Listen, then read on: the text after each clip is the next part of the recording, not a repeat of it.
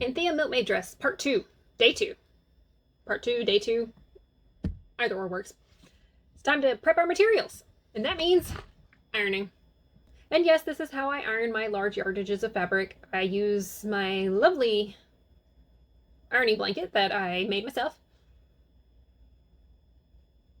And then as I'm ironing, I kind of just roll it on a tube. It helps with space.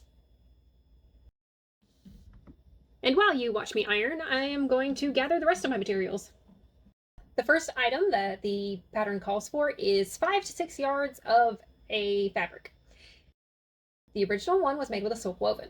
It also alternatively recommends a rayon batiste, cotton voile, or silk charmeuse. Again, this flannel is none of those. As it is a woven fabric, we'll make it work. Also, several of the pieces need a lining, and there is no lining mentioned, so I'm assuming the original designer used the same yardage to line as they did as the facing fabric or outward facing fabric. But for me, I am going to line mine with this lovely purple cotton that I have.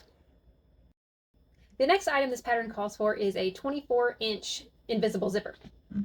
Now, unfortunately, I do not have a 24-inch invisible zipper.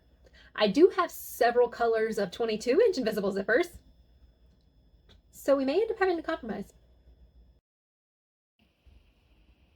And aside from the pattern and the thread, those are all the materials that are actually mentioned in the beginning of the blog post. And after ironing, I decided I wanted to go ahead and start cutting out the lining. This was also where I realized I probably was not going to be able to line the entire dress out of the purple fabric, but I wanted to emphasize the skirt being lined in the purple fabric. Because the skirt, due to the split, the lining is actually going to be seen a little bit. And I didn't even have enough of the purple fabric to fully do the skirt. I ended up having to piece it together. All of the bodice pieces that needed to be lined are done out of scrap muslin fabric, because that was easy to grab. And no, I did not iron any of this fabric, I just did. And with the lining all cut out, I am done for the night.